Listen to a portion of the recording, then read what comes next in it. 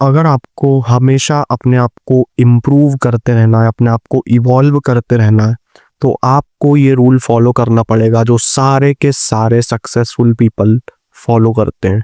वो ये है कि if something new comes in world, you have to evolve.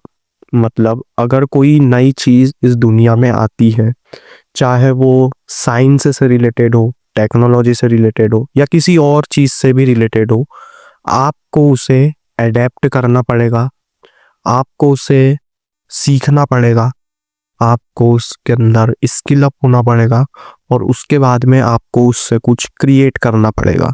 यही था सिंपल सा रूल। एडेप्ट करने का मतलब यह है कि अगर कोई चीज़ आती है नई इस दुनिया में, हम एग्जांपल ले लेते हैं एआई का। अब एआई को अगर आपको अडेप्ट करना है तो आपको पहले उसके बारे में जानना पड़ेगा कि एआई है क्या, एआई क्या क्या चीज़ें करता है, कैसे लोग उसे यूज़ करते हैं। वो हो गया उसका एडेप्टेशन।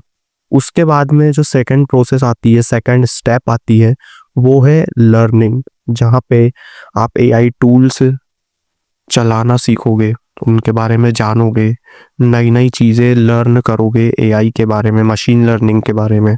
उसके बाद में थर्ड स्टेप आएगा जहाँ पे आप अपने आप को स्किल अप करोगे। वो कैसे करोगे? आप कोई एक पर्टिकुलर स्किल ढूंढोगे जो एआई डोमेन के अंदर आती है, और उसे आप इम्प्रूव करते जाओगे, उसके बारे में जानते जाओगे।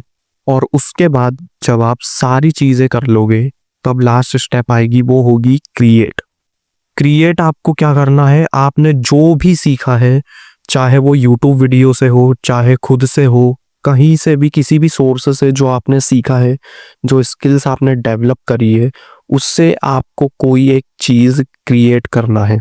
अब एआई का ही मैं एग्जांपल लूँ तो आप एआई एजेंट बना सकते हो, आप एआई फ्रेमवर्क बना सकते हो, आप एआई सॉल्यूशंस बना सकते हो। ऐसी बहुत सारी चीज़ें कर सकते हो। एआई का सिर्फ मैंने एग्जांपल लिया क्योंकि ये अभी बहुत ज़्यादा ट्रेंडिंग में है और पूरा वर्ल्ड इसके बारे में बात कर रहा है।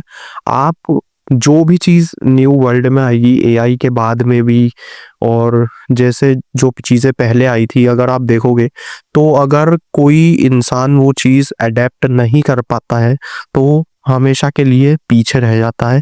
और अगर आपको दुनिया के साथ चलना है, आपको हमेशा ग्रो करते रहना है, तो आपको चीज़ें अडेप्ट करना पड़ेगी, आपको इवॉल्व करना पड़ेगा।